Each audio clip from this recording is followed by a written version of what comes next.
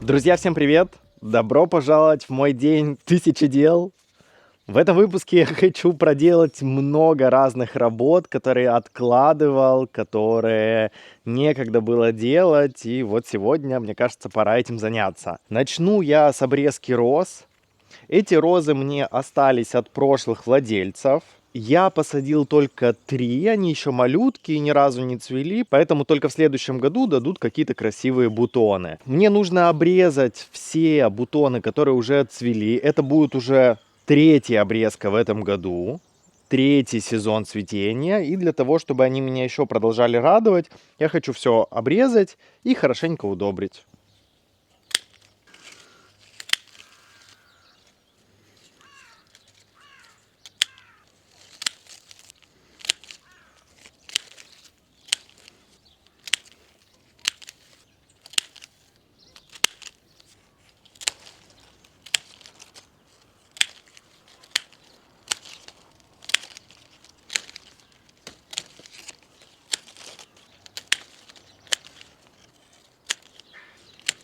Я стараюсь делать обрезку до листика с 5 листочками, либо до здоровой почки. В целом, я их жалею, я бы сказал так. Их можно укоротить сильнее, но я подумал, что сделал это уже осенью, а не сейчас. Ну, все-таки есть у меня какие-никакие опасения, но они хорошо реагируют на обрезку.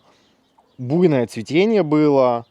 Вот сейчас продолжу обрезать и обязательно подкормлю комплексным удобрением, чтобы они восстановили силы. Ну и, конечно же, у них проявляется черная пятнистость много где. Это последствия долгих затяжных дождей.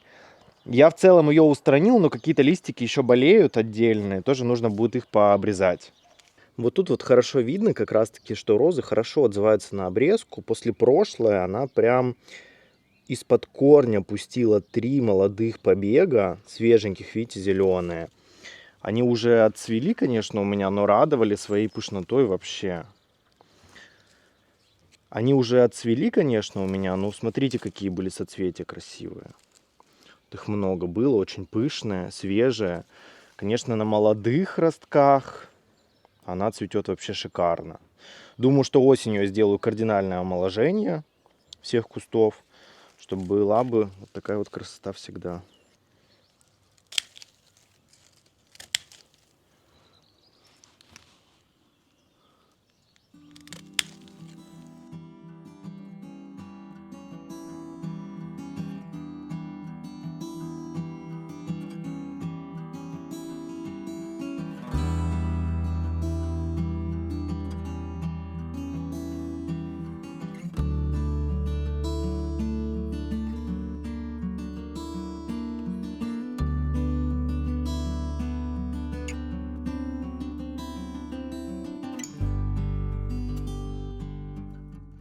Пришло время профилактических обработок растений. У меня по плану в несколько приемов за несколько дней провести обработку сада. В первую очередь пройтись все от вредителей октарой. Затем всякие томаты, перцы, огурцы пройти провизором от болезней.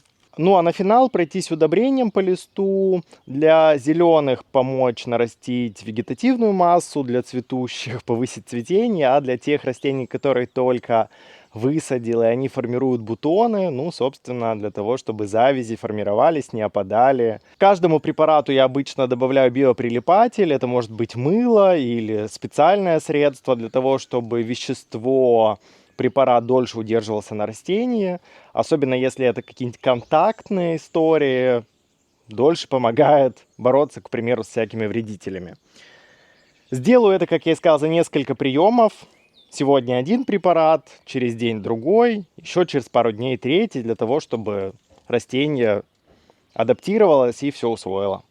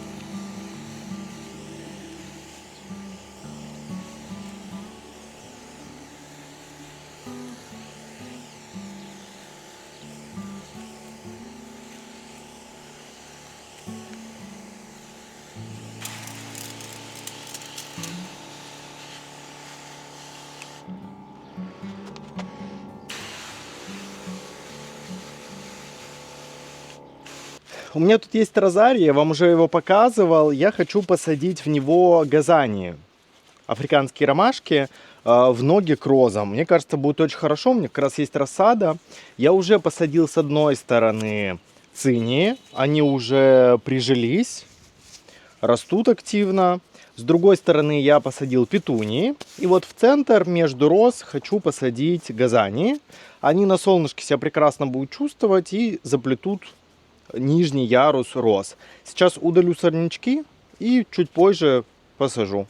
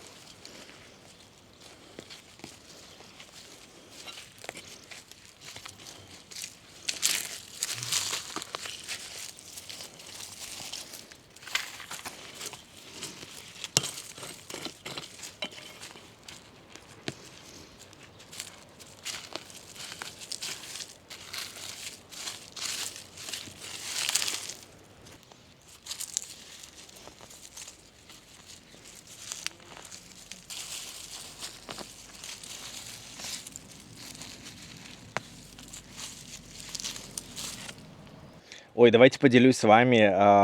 Интересное, что сейчас случилось, пока здесь убирал. Ко мне сегодня должна приехать подруга, и она заказала заранее такси с автостанции до моего дома. Вот. Но таксист, видимо, что-то перепутал и приехал сейчас сюда, сигналит мне. Я такой, ну что, поехали? Я говорю, нет. Я говорю, вы перепутали. Говорю, сеньора заказывала такси от автостанции сюда. Он говорит, а в какое время? Я говорю, сейчас. Он говорит, «А!» И кому-то записывает голосовое сообщение, ну и ругается на португальском, что вот, тролливали, ты перепутал, на самом деле нужно было оттуда. И, ну, я понимаю, что он говорит. И он говорит, вот, и мне Рапаш сказал, ну, Рапаш Диш, что переводится как «мальчик сказал». Мне очень приятно, что он назвал меня мальчиком 31 года. Ну, в общем, забавно.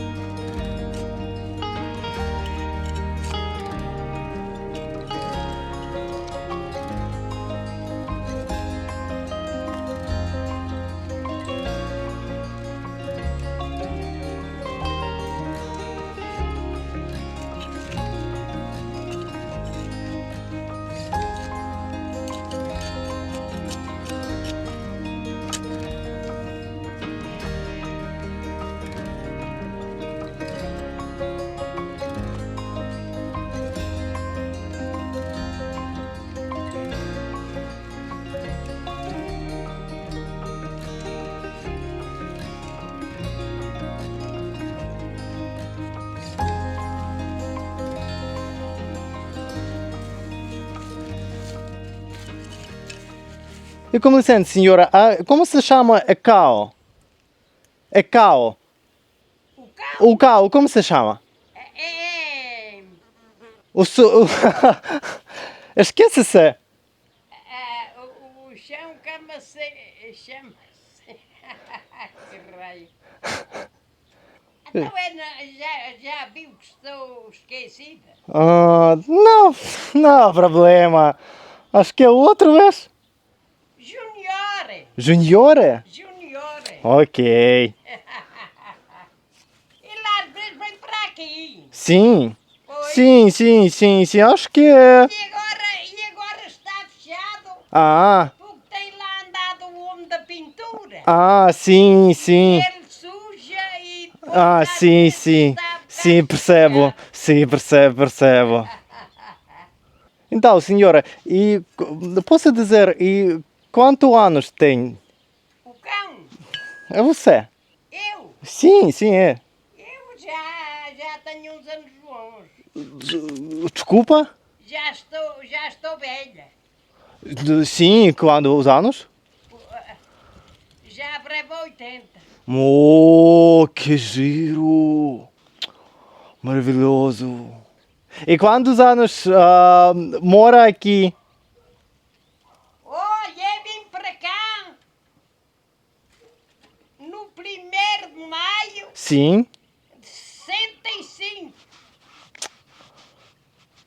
Que giro. Mas depois a vida não calhou bem. O meu homem morreu Uhum. e depois no fim de 8 anos tinha 2 filhos, Sim. meus por lá atrás, Sim. e outro, depois houve aí uma intriga, aquele mataram-no, Sim. e o meu marido também morreu. Olha, a Hum. vida foi feita aos trambolhões. Uhum. E agora você mora sozinho ou como o seu. É com o filho. Com filho, sim. É com o filho, se Nosso Senhor entender, lá para o fim do mês, tanto é capaz de cada uma saudade. Percebo. Compreendo. Tem de ser assim. E vocês também mudaram para aqui, não foi? Os ares aqui que me diz que são melhores que lá onde vocês estavam. Desculpa. Então, senhor, com licença, porque acho que eu falo português não muito bom, mas acho que ando a empreender e sou pratico com você. Sim. Exato. As uvas estão bonitas. Mas acho que está um pouco doente porque acho que há 4 anos eu não como os fungicidas eu esqueço-me e porque então este é o meu primeiro uvas e Exato. mas acho que no próximo ano eu seria mais inteligente e sim. Então, haja saúde. Até não estou a entreter. Até amanhã, então. Sim, de Se manhã. Deus quiser. Sim. E se precisa de ajuda, você pode chamar-me e acho que eu posso ajudar. Tá bem. Muito obrigado. Nada. Obrigado.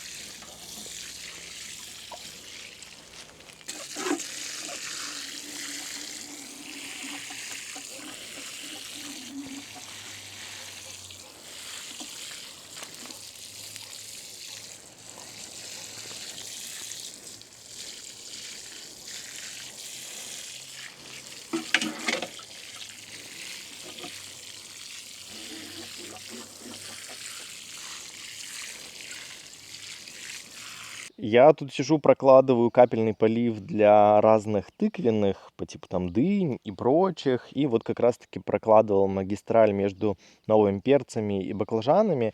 И ровно на них у меня закончился шланг магистрали. И в целом этого достаточно. Но так как я хочу еще провести вот полив, как сказал, тыквенным, я решил исхитриться. У меня тут есть тоненький шланг и такой вот специальный переходничок.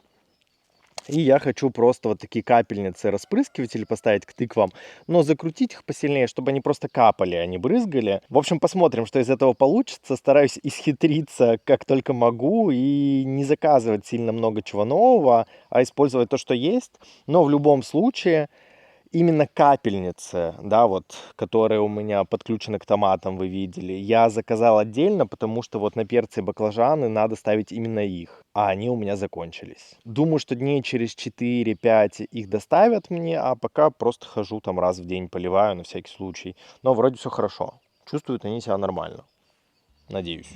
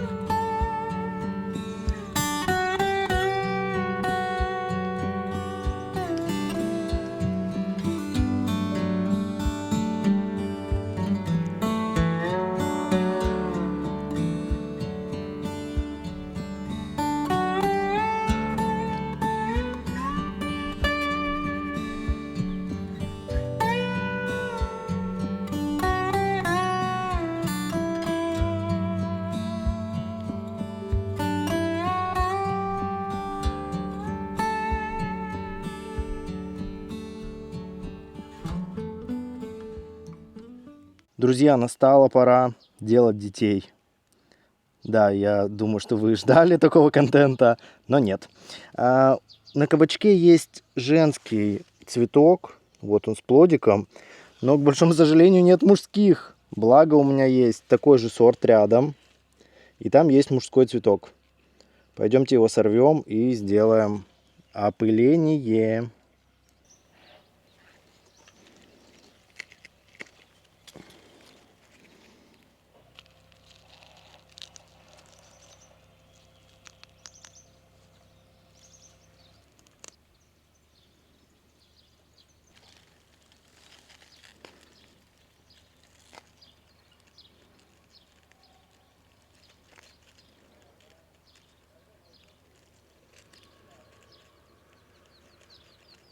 Так, ну все, ждем 9 месяцев. Надеюсь, нет. Так, ну посмотрим, вообще завяжется, не завяжется. Я впервые опыляю, так скажем, кабачки. Может, это и не нужно было делать, но, знаете, вообще надо спасать их на всякий случай, поэтому будут превентивные меры. А еще я тут один из кабачков чуть-чуть перерастил, кажется. Он прям уже достаточно очень большой. Я хотел его снять молодым, но потом подумал, что, блин, это первый кабачок. Я хочу наслаждаться им долго, чтобы не покупать овощи. Надо будет его сегодня снять. А что сегодня? Давайте прямо сейчас и снимем. Сейчас попробуем. Он вот такой вот большой. Ну, то есть он, ну, так скажем, больше моей ладони. Вот такие дела.